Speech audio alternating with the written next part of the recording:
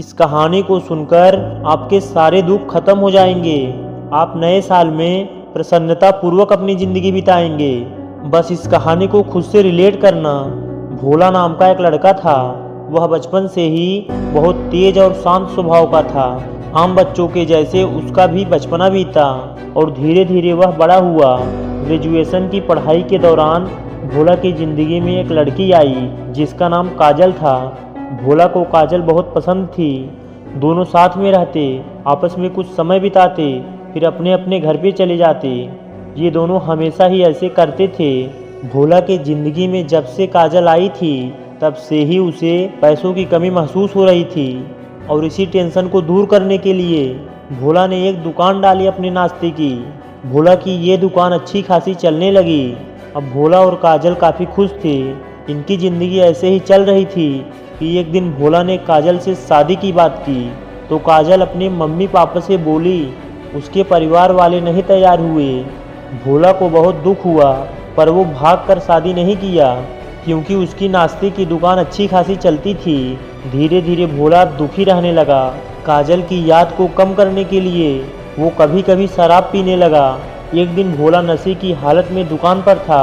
उसकी यहाँ पे किसी ग्राहक से बहस हो गई और ये बहस मारपीट में बदल गई।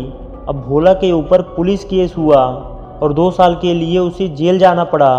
अब 2 साल बाद भोला जब जेल से वापस आता है तो उसकी दुकान की जगह पर कोई और दुकान थी क्योंकि भोला की दुकान किराए पर थी। भोला को ये दुख बर्दाश्त नहीं हुआ। उसने जिस दुकान के लिए काजल को भी छोड़ दिया था आज उसकी वही दुकान लापता हो गई थी। भोला रोने लगा और रोते हुए वह एकांत में चला जाता है।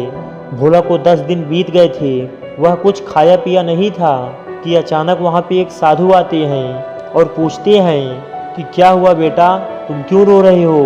भोला उनके चरणों में गिरकर रोने लगता है और रोते हुए बोलता है कि हे साधु महाराज, मैं पैसों की कमी की वजह से एक नाश्ते की दुकान डाली थी।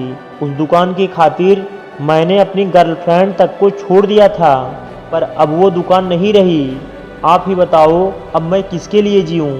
साधु मुस्कुराते हुए बोले कि हे बालक, तू जिस दुकान के लिए 10 दिन से रो रहा है, अपना समय गंवा रहा है, तू अगर चाहता तो वैसी ही दुकान बना सकता था, उसे अच्छे से चला सकता था, पर तुमने 10 दिन रोने में बिता दिए। चलो कोई नहीं, तुम अभी भी वो कर सकती हो जो तुम्हारे पास पहले था। भोला को साधु जी की बात समझ आ जाती है।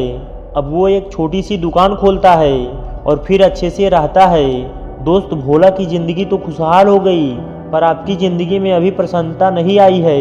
और मैंने वीडियो के शुरुआत में बोला था कि इस वीडियो को देखकर आपके सारे दुख खत्म हो जाएंगे। तो दोस्त, आपकी ज़िंदगी में जितने भी दुख कष्ट हैं, अगर आप उन्हें ऐसे ही देखते रहोगे तो वे ज़्यादा होते जाएंगे, पर अगर आप उन्हें कम करना चाहोगे तो धीरे धीरे वो ख़त्म हो जाएंगे। इसलिए आपकी ज़िंदगी में जितने भी दुख दर्द हैं, आप उन्हें ख़त्म करने का प्रयास करिए और नए साल में प्रसन्नता पूर्वक रहिए। दोस्त, ये वीडियो कैसा लगा एक कमेंट ज़रूर करें और चैनल को सब्सक्राइब करके घंटी को भी दबा लें।